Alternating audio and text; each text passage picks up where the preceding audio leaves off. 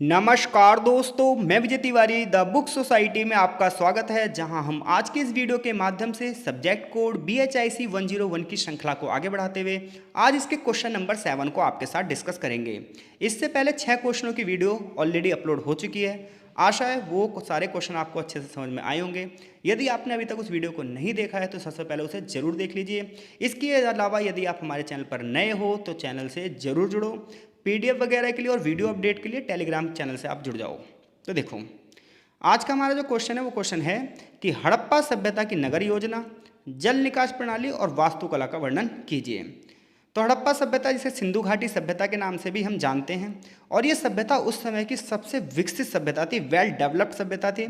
और आपको पता ही है, इस सभ्यता का जो प्रमुख क्षेत्र है वो वर्तमान पाकिस्तान और पश्चिमी भारत के क्षेत्रों में है। इसके कुछ प्रमुख नगर हैं हड़प्पा, मोहनजोदड़ो, लोथल, कालीबंगा, धोलावीरा। अब हमसे क्वेश्चन पूछ रहा है भाई कि हड़प्पा सभ्यता की नगर योजना बताओ कि भाई वहाँ का जो नगर था वो किस प्रकार से बना था। तो कभी भी कहीं के भी नगर योजना के बारे में आए तो आप ये बताओगे नगरों का निर्माण कैसे हुआ, वहाँ की वास्तुकला कैसी थी, सड़क कैसे बनी थी, नाले कैसे बनी थी, आपको ये बताना है। तो जब आप हड़प्पा की नगर योजना की बात करते हो तो प्री प्लान तरीके से बनाई गई थी, यानी कि एक प्लानिंग से नगर बनाए गए थे। ये नहीं कि बिना नक्शे के बना दिए हों। नगरों को अच्छी तरीके से प्लानिंग करके बनाया गया था। हड़प्पा के जितने भी नगर थे वहाँ पर सड़कें चौड़ी थी, सड़कें सीधी थी, बल्कि जो गलियाँ हैं कोई बंद गली नहीं थी। सारी गलियाँ एक दूसरे को एक ग्रिड सिस्टम से, एक ग्रिड पैटर्न से बनी थी।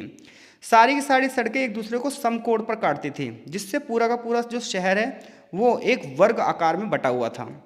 तो अगर आप हड़प्पा सभ्यता के शहरों की बात करोगे तो हड़प्पा सभ्यता के शहरों की अगर आप बात करोगे तो सबसे बड़ी बात यह है कि एक सिस्टम से सेट किए गए थे, एक प्लानिंग से बनाए गए थे, नगर योजना के आधार पर बनाए गए थे, जहां सारी की सारी जो सड़कें थी चौड़ी थी, सीधी थी, एक पैटर्न पे बनी हुई थी। मुख्य सड़कें एक दूसरे को समकोण पर काटती थी। पूरा का पूरा जो शहर था वो वर्गाकार खंडों में बटा था। नगरों को 2 भागों में बांटा गया था। एक नगर ऊंचाई पर था, ये माना जाता है यहाँ पर राजा रहते होंगे, पुजारी रहते होंगे, अधिकारी रखते होंगे। ये पूरा का पूरा एरिया किलेबंद था, इसे दुर्ग कहते हैं। जबकि एक निचला नगर था, लोअर टाउन था, जहाँ पर आम नागरिक रहते थे। इसके अलावा कुछ बड़े बड़े घर मिले हैं जिससे हमें सार्वजनिक उपयोग के बारे में पता चलता है कि सभा भवन होंगे, स्नानागार होंगे, गोदाम होंगे। इसके अलावा यहाँ के जो घर थे वो सबसे बड़ी बात है ईंटों से बने थे। बड़े बड़े आंगन थे, आंगन में कई कमरे होते थे। घर का मेन गेट इस प्रकार से बनाया जाता था कि सब कुछ अंदर से ना दिखाई दे। नीचे तल पर कोई खिड़की नहीं थी, जिससे पता चलता वो एकांतवास में जीवन व्यतीत करते थे। ऊपरी तल पर खिड़कियाँ मिली हैं। तो भाई हड़प्पा सभ्यता का अगर आप नगर नियोजन देखोगे वेल डेवलप था। शहर 2 भागों में बटा था, एक तरफ दुर्ग था, एक तरफ निचली बस्तियाँ थी, अच्छी अच्छी सड़कें थी, नालियों की व्यवस्था की गई थी। घर की बात करोगे तो घर में बीचों बीच एक आंगन होता था। आंगन के तीनों तरफ कमरे होते थे, कमरे के आकार की रसोई होती थी। सारी एक्टिविटी आंगन में की जाती थी। नीचे तल पर कोई खिड़की नहीं है, ऊपरी तल पर खिड़कियाँ हैं। तो इससे पता चलता है कि आज से 5000 साल पहले सभ्यता कितनी वेल डेवलप्ड थी। अब हम बात करते हैं जल निकास प्रणाली की व्यवस्था, क्योंकि उसने हमसे 2-3 चीज़ें पूछी इस क्वेश्चन में। सबसे पहले उसने क्या पूछा है, नगर नियोजन के बारे में बताओ, फिर जल निकास प्रणाली और फिर वास्तुकला। अब देखो, जल निकास प्रणाली की बात करोगे तो इसमें आपको नालियों के बारे में लिखना है। आज से 5000 साल पहले आप इमेजिन कर सकते हो कि किसी एरिया में नालियों की व्यवस्था बहुत अच्छी होगी। आज भी आप भारत के गाँव में चले जाओ, नाली व्यवस्था नहीं मिलेगी। जबकि 5000 साल पहले सिंधु सभ्यता में प्रत्येक घर से जल निकासी के लिए जल नालियाँ मिली हैं, जिन्हें पक्की ईंटों से बनाया गया है, ड्रेनेज सिस्टम से जुड़ी हुई हैं। थोड़ी थोड़ी दूर पर हौदियाँ बनाई गई, इसमें कचरा जम जाएगा और फिर पानी आगे निकल जाएगा। और कचरा जो मिला है उससे ये सारी चीज़ें पुष्ट भी होती हैं। और नालियों के बारे में मैके ने बताया, अर्नेस्ट मैके ने, ध्यान रखना। हड़प्पा की खुदाई से एक स्नानागार मिला है। स्नानागार जो आज पूल जैसे होते हैं कि भाई एक पूल होता है, उसमें दोनों तरफ क्या होती हैं, सीढ़ियाँ होती हैं उतरने के लिए। तो ऐसे हड़प्पा में एक स्नानागार मिला है, जिसमें ये माना जाता है कि ये कोई धार्मिक महत्व का होगा। लोग यहाँ पर आते होंगे।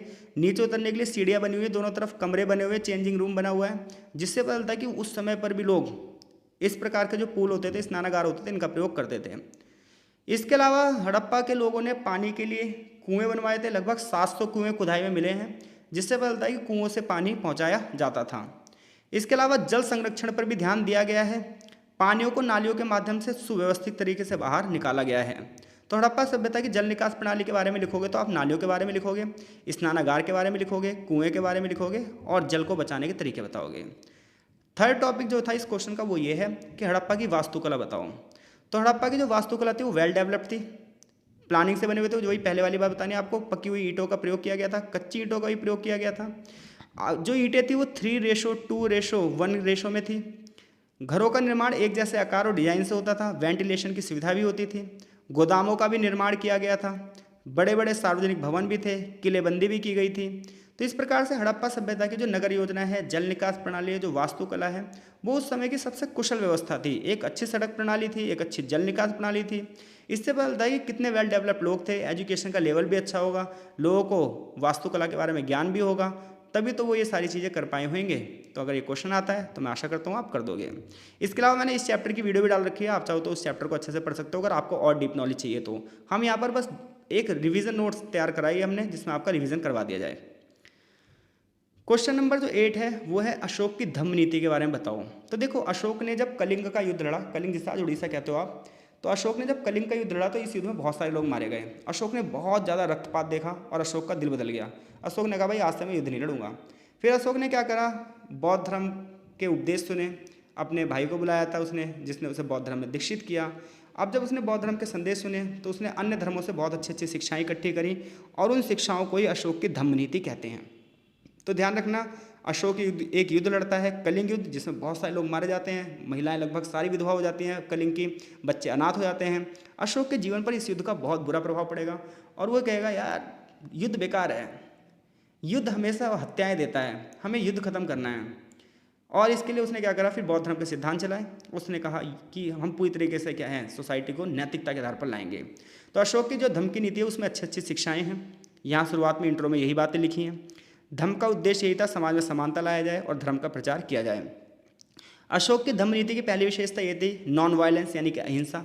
अशोक ने हिंसा और युद्ध को त्याग दिया और अपने साम्राज्य में हिंसा का प्रचार किया। उसने कहा पशु और जानवरों तक को भी, पक्षियों तक को भी कोई नहीं मारेगा, सबके प्रति दया दिखाई जाएगी, करुणा दिखाई जाएगी। उसने रिलीजियस टॉलरेंस की बात करी, धार्मिक सहिष्णुता की बात करी। अशोक ने सभी धर्मों को समान सम्मान दिया, धार्मिक सहिष्णुता को बढ़ावा दिया। उसके जो अभिलेख हैं सभी धर्मों के सम्मान की बात करते हैं। अशोक की धम्म नीति में नैतिकता थी, सत्य था, ईमानदारी थी, विनम्रता थी, संयम थे, यानी कि जितने भी अच्छे अच्छे गुण हो सकते हैं सारे इसमें लिख देना कि चोरी नहीं करनी चाहिए, हिंसा नहीं करनी चाहिए, सदा सत्य बोलना चाहिए, और दूसरे की जो संपत्ति है उस पर निगाह नहीं रखनी चाहिए, सामाजिक कल्याण की बात करनी चाहिए, स्वास्थ्य सेवाओं का विकास करना चाहिए, सड़क निर्माण करना चाहिए, जल व्यवस्थाओं का विकास करना चाहिए, गुरुजनों का सम्मान करना चाहिए, माता पिता का सम्मान करना चाहिए, जानवरों और पर्यावरण के प्रति संवेदनशील होना चाहिए। अशोक ने धम्म के प्रचार के लिए धम्म महामात्यों को भी रखा कि अशोक ने कहा कि मैं पॉलिसीज तो बना रहा हूँ, धर्म का प्रचार तो कर रहा हूँ, लेकिन लोग इसे फॉलो कर रहे हैं नहीं कर रहे हैं, तो लोग इसे फॉलो करें, इसके लिए उसने एक अधिकारी रखे और ये अधिकारी थे धम्म महामात्य। इसके अलावा अशोक के धम्म ने राजनीति के क्षेत्र में भी महत्वपूर्ण योगदान दिया है कि राजा के क्या कर्तव्य होने चाहिए, राजा को किस प्रकार के कार्य करने चाहिए।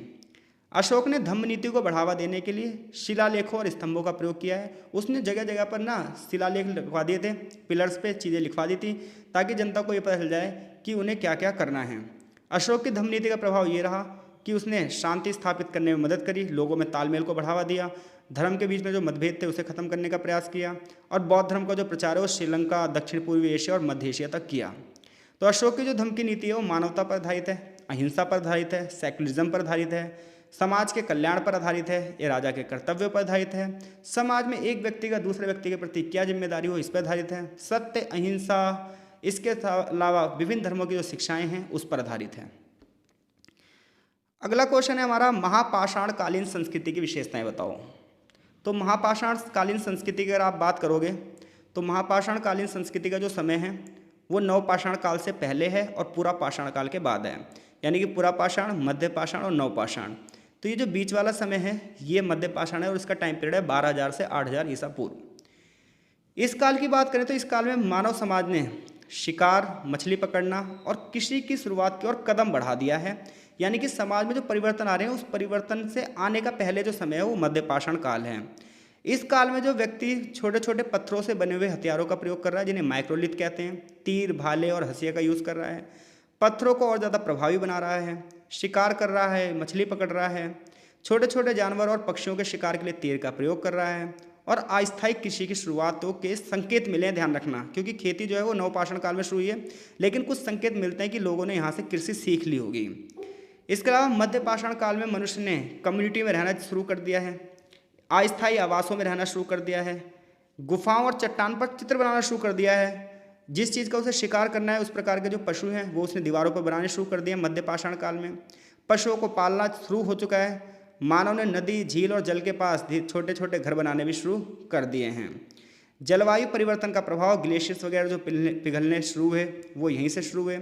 तो मध्य पाषाण काल की जो संस्कृति है इसने मानव विकास में एक महत्वपूर्ण भूमिका निभाई है। इसने यहाँ पर मानव ने औजारों को बनाना सीखा, समूह में रहना शुरू किया। इससे पहले मनुष्य शिकारी का जीवन व्यतीत करता था, एक जगह से दूसरी जगह पर घूमता फिरता था। इस क्वेश्चन का आंसर आपको अच्छे से और समझना है ना, तो नवपाषाण काल वाला क्वेश्चन समझ लेना पिछली वाली वीडियो से, तो वहाँ पर मैंने उसे ना बहुत ही अच्छे से डिस्क्राइब किया है, तो वहाँ से आपको इसका क्लू मिल जाएगा, क्योंकि नवपाषाण और मध्यपाषाण से आएगा कोई एक ही क्वेश्चन, ये ध्यान रखना। 10वां क्वेश्चन है, महाजनपद से आप क्या समझते हो और मगध एक पावरफुल महाजनपद कैसे बना। तो देखो, जब आप प्राचीन भारत का इतिहास पढ़ोगे तो 16 बड़े महाजनपद थे, ठीक है। जैसे आज भारत में 28 राज्य हैं, 8 केंद्र शासित प्रदेश हैं, वैसे पहले भारत में 16 बड़े महाजनपद थे, ठीक है। जैसे मगध हो गया, कौशल हो गया, वज्जी हो गया, गांधार हो गया, और इन सभी बड़े महाजनपदों में जो सबसे बड़ा था वो था मगध, जिसे आज बिहार के नाम से जानते हैं। तो देखो, महाजनपद की बात करोगे तो वो एक एरिया है, महा का अर्थ होता है बड़ा, और जनपद का मतलब होता है वो क्षेत्र जहाँ लोग रहते हैं। तो इस प्रकार से एक ऐसा क्षेत्र जहाँ पर बड़ी संख्या में लोग निवास करते हैं, जहाँ का एक राजा होता है, एक प्रशासनिक क्षेत्र होता है, अपनी सेना होती है, उसे महाजनपद कहते हैं। अगर आप बौद्ध ग्रंथों को पढ़ोगे, जैन ग्रंथों को पढ़ोगे, तो उसमें हमें महाजनपदों के बारे में पता चलेगा। जैसे कि एक बौद्ध ग्रंथ है गुत्तर निकाय, उसमें 16 महाजनपदों के बारे में लिखा है। तो महाजनपद एक क्षेत्र है विशेष जहाँ पर बहुत बड़ी जनसंख्या निवास कर रही है, अपना एक राजा है, सुव्यवस्थित प्रशासनिक व्यवस्था है, ये पूरा का पूरा क्षेत्र महाजनपद कहलाएगा। और कितने महाजनपद थे? 16 महाजनपद थे। इन महाजनपदों में सबसे शक्तिशाली कौन था? मगध, जिसे आज बिहार के नाम से हम जानते हैं।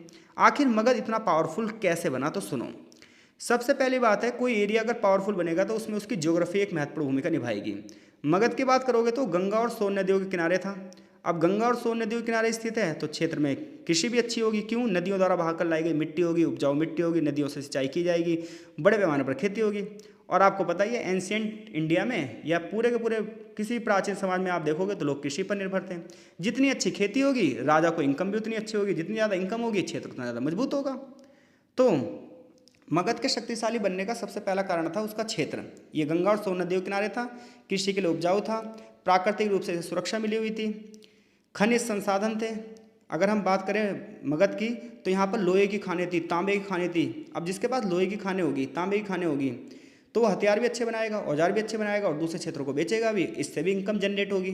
तो मगध के शक्तिशाली होने का कारण था सबसे पहले उसकी ज्योग्राफिकल स्ट्रक्चर, जहाँ वो गंगा और सोन नदियों के किनारे था, प्रकृति का उपहार मिला उसे, पीने के पानी, सिंचाई की सुविधाएं, कृषि व्यवस्था मिली, नदियों से ट्रांसपोर्टेशन भी किया जाता था, खनिज संसाधन भी मिल गए, इसे लोहा तांबे जैसे जो खनिज संपदा है ये भी मिल गए, व्यापार को बढ़ावा दिया गया। मगध की सैन्य शक्ति सबसे विकसित थी। कोई भी क्षेत्र डेवलप जब भी हो सकता है जब उसकी सेना मजबूत हो। तो 16 महाजनपदों में से सबसे पावरफुल जनपद जो बना मगध, उसके पीछे उसकी सैनिक शक्ति की बात थी। रथ थे, हाथी थे, पैदल सेना थी। इसके साथ साथ जहाँ के जो क्षेत्र में राजा अच्छे होंगे तो वो क्षेत्र मजबूत होगा ही होगा। मगध के राजाओं की बात करोगे तो बड़े महान राजा थे यहाँ, बिंबसार, अजातशत्रु, महापद्मनंद और आगे चलकर चंद्रगुप्त मौर्य, राजा अशोक, ये सब मगध के राजा बने।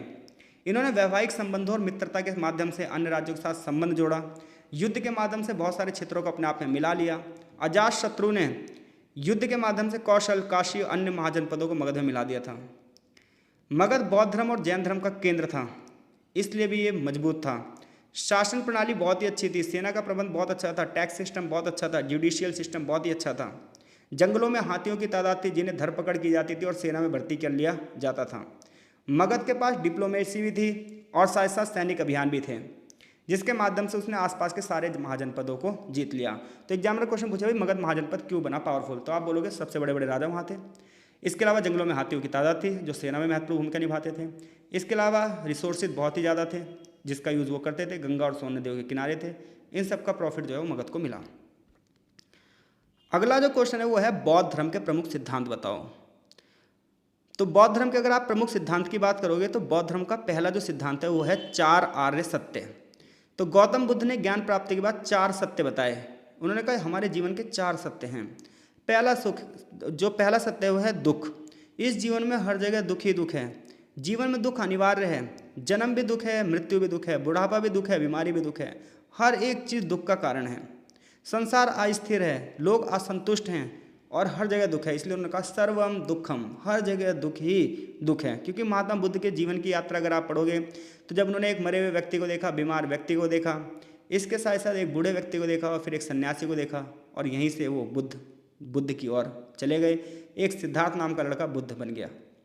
तो जब उन्होंने ज्ञान प्राप्त किया तो उन्होंने कहा सर्वम दुखम, हर जगह दुख ही दुख है, 90% लाइफ में दुख ही होता है। दूसरा सत्य ये है, यानी कि दुख को आप सत्य मानो कि दुख तो है ही जीवन में। दूसरा सत्य उन्होंने कहा कि दुखों का कारण भी होता है। अगर दुख है तो दुखों का कारण होगा। दुखों का कारण होती है इच्छाएं। तो सभी मनुष्य की जो इच्छाएं हैं, काम है, लालसा है, स्वार्थपूर्ण इच्छाएं हैं, यही मनुष्य के दुखों का कारण है। अगर दुख का कारण है तो निवारण भी होगा। तो बुद्ध कह रहे हैं दुखों का अंत संभव है यदि हम अपनी इच्छाओं को समाप्त कर दें, तभी हमें मोक्ष मिल जाएगा, आत्मा की शांति मिल जाएगी। अब लोग कह रहे हैं भाई जो दुखों का अंत है वो कैसे करें? तो उन्होंने कहा 8 मार्ग हैं, इन 8 मार्गों को अपना लो, आपका दुखों का अंत हो जाएगा। तो बौद्ध धर्म के हिसाब से 4 सत्य कौन से, अगर क्वेश्चन पूछता है टिप्पणी करने के लिए मान लो, तो बौद्ध धर्म में पहला सत्य क्या है? सर्वम दुखम। दूसरा क्या है? दुखों का कारण है हमारी इच्छाएं, दुखों का निवारण है इच्छाओं को समाप्त करना। लेकिन एकदम से तो इच्छाएं समाप्त नहीं होगी, इसके लिए आपको 8 मार्गों पर चलना पड़ेगा, जिसे हम अष्टांगिक मार्ग कहते हैं, 8 फोल्ड पाथ कहते हैं। इसमें पहली जो है वो है सम्यक दृष्टि। सम्यक दृष्टि का मतलब है राइट व्यू। हमें अपनी आंखों से संसार की सच्चाई को देखना होगा, सत्य ही देखना होगा, सत्य को स्वीकार करना होगा। दूसरा है सम्यक संकल्प, राइट इंटेंशन। हमारे जो कार्य के इंटेंशन होंगे वो बिल्कुल सही होने चाहिए, अहिंसा के आधार पर हो, करुणा के आधार पर हो, सही सोच को अपना के हमें अपने काम करने चाहिए। ये 8 मार्गों में से दूसरा मार्ग है। तीसरा है सदा सत्य बोलना चाहिए, यानी कि सम्यक वाक, सत्य बोलना चाहिए, झूठ से बचना चाहिए। सम्यक कर्म, जो हमारे कर्म होंगे वो नैतिक होने चाहिए, सही होने चाहिए, हिंसा नहीं होनी चाहिए, चोरी नहीं होनी चाहिए। हमें ऐसे व्यवसाय करने चाहिए जो दूसरों को नुकसान ना पहुंचाएं। बुरी आदतों को समाप्त करना चाहिए, अच्छे कार्यों को बढ़ावा देना चाहिए। पूर्ण मानसिक चेतना को बढ़ावा देना चाहिए, यह है सम्यक स्मृति। सम्यक समाधि का मतलब है मन की शांति और ध्यान लगाना चाहिए। तो ये बौद्ध धर्म में अष्टांगिक मार्ग हैं, 4 आर्य सत्य हैं और 8 अष्टांगिक मार्ग हैं। बौद्ध धर्म का एक सिद्धांत पंचशील का पालन करने की बात कर रहा है, 5 नियमों को, यानी कि कभी भी हमें हिंसा नहीं करनी चाहिए, कभी भी हमें झूठ नहीं बोलना चाहिए, कभी हमें चोरी नहीं करनी चाहिए, हमें संयम से जीवन जीना चाहिए, नशीले पदार्थों का सेवन नहीं करना चाहिए। ये सब बौद्ध धर्म के सिद्धांत हैं। बौद्ध धर्म का एक महत्वपूर्ण सिद्धांत है अनात्मा, यानी कि बौद्ध धर्म आत्मा को नहीं मानता। ये कहता है इस आत्मा नहीं होती है। ये परम सत्य की बात करता है कि सभी जो पदार्थ हैं वो क्षणिक हैं और एक समय तक सभी रहते हैं और यही सभी जो है दुख का कारण बनते हैं। कर्म और पुनर्जन्म की बात करें तो वो कहता है कि अच्छे कर्म मोक्ष की ओर ले जाते हैं, जबकि बुरे कर्म की वजह से व्यक्ति का पुनर्जन्म होता है और दुख का चक्र चलता रहता है। मोक्ष अगर प्राप्त करना है बौद्ध धर्म के हिसाब से तो दुखों को खत्म करना है, तो अपनी इच्छाओं को हमें खत्म करना पड़ेगा, तभी हम इस संसार की माया से बाहर निकल सकते हैं। तो बौद्ध धर्म की जो शिक्षाएं हैं, जो सिद्धांत हैं, वो जीवन के दुखों को खत्म करने की बात करती हैं, करुणा और ध्यान की बात करती हैं। बुद्ध ने अपने उपदेशों में अहिंसा, संकल्प, आत्मनियंत्रण की बात की है, तृष्णा को खत्म करने की बात की है, इच्छाओं को खत्म करने की बात की है। वीडियो का जो हमारा अंतिम क्वेश्चन है वो क्वेश्चन ये है कि प्राचीन भारतीयों का पर्यावरण के प्रति क्या नज़रिया था, विज्ञान के प्रति क्या नज़रिया था और टेक्नोलॉजी के प्रति क्या नज़रिया था। तो जब आप प्राचीन भारत का अध्ययन करते हो तो प्राचीन भारत में पर्यावरण के प्रति, विज्ञान के प्रति और प्रौद्योगिकी के प्रति जो भारतीयों का नज़रिया था वो बहुत प्रभावशाली था। अगर आप वेदों का अध्ययन करते हो तो आपको पता चलता है कि कितनी तगड़ी तकनीक उस समय विकसित थी। तो आइए हम इनको बारी बारी अध्ययन करते हैं। सबसे पहले पर्यावरण की बात करते हैं। तो प्राचीन भारतीय साहित्य पढ़ लो, आप वेद पढ़ लो, उपनिषद पढ़ लो, महाभारत पढ़ लो, रामायण पढ़ लो। लोग बाग नेचर को भगवान के रूप में सम्मानित करते थे। पृथ्वी देव, अग्निदेव, वायुदेव, आकाश, ये 5 तत्व थे। पृथ्वी, पानी, अग्नि, वायु और आकाश, ये 5 तत्व थे, यही जीवन का आधार थे। इसलिए लोग पर्यावरण को संरक्षित करते थे। पीपल, बरगद के पेड़ों की पूजा करते थे, नीम के पेड़ों की पूजा करते थे और इन्हीं पर वो निर्भर भी थे। तो सबसे पहली बात यह है कि पर्यावरण के प्रति जो है धार्मिक महत्व था भारत का। भारतीय लोग जो थे वो प्रकृति के साथ रिश्ता रखते थे, प्रकृति पर निर्भर थे और प्रकृति को धन्यवाद करते थे। प्राकृतिक संसाधनों को बचाने की बात करते थे, वृक्षारोपण करते थे, जंगलों की सुरक्षा करते थे, गंगा, यमुना, सरस्वती को पवित्र नदियां मानकर उनकी साफ सफाई का ध्यान रखते थे। इसके अलावा संतुलित विकास करते थे। कोई ज़्यादा टेक्नोलॉजी नहीं थी तो पर्यावरण को नुकसान भी नहीं होता था। जैविक खेती की जाती थी, सभी जीवों के प्रति करुणा रखी जाती थी, जानवरों चाहे पक्षियों सबकी मदद की जाती थी। तो ये पर्यावरण के प्रति भारतीयों का नज़रिया था। टेक्नोलॉजी की बात करोगे तो प्राचीन भारत में कृषि होती थी और कृषि से संबंधित जो है टेक्नोलॉजी भी होती थी। कुएं का निर्माण किया गया था, नहरों का निर्माण किया गया था, तालाब का निर्माण किया गया था, जिससे पता चलता है कि वाटर मैनेजमेंट का जो सिस्टम है वो उन्हें आता था। हड़प्पा सभ्यता की नालियों के बारे में पढ़ लो, सड़कों के बारे में पढ़ लो, जिससे आपको मिलता है कि कितनी अच्छी वाटर मैनेजमेंट सिस्टम था यहाँ का। राजस्थान में बावड़ियाँ बनवाई गई थी बहुत सारी। तो इस प्रकार से प्राचीन भारत की अगर आप टेक्नोलॉजी देखोगे तो वाटर मैनेजमेंट से रिलेटेड थी। बहुत बढ़िया बढ़िया आपको महल मिल जाएंगे, गुप्त काल के देख लो, हड़प्पा के जो किले देख लो। इससे पता चलता है कि कितनी अच्छी वास्तुकला थी, लोगों को इंजीनियरिंग का ज्ञान था। भवन निर्माण में प्राकृतिक वायु प्रवाह और सूर्य की रोशनी का भी ध्यान रखा जाता था।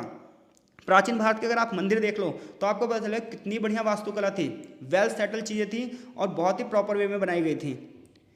कृषि और टेक्नोलॉजी की बात कर लेते हैं अब हम। तो कृषि में प्राकृतिक संसाधनों के अनुसार खेती की जाती थी, हल फाल और सिंचाई के उपकरणों का प्रयोग किया जाता था। भूमि के उपजाऊपन को बनाने के लिए खाद का प्रयोग किया जाता था। धातु विज्ञान की बात करें तो लोहे, तांबे और कांसे का औजारों का यूज़ किया जाता था हथियार और मूर्तियों को बनाने में। दिल्ली का आप लोह स्तंभ देख लो, इतना ज़बरदस्त है, इतना ज़बरदस्त है कि जंग नहीं लगता उस पर। आयुर्वेद में का ज्ञान था लोगों को, जड़ी बूटियों का प्रयोग किया जाता था। पर्यावरण को संतुलन में ध्यान रखते हुए औषधीय पौधों का प्रयोग किया जाता था।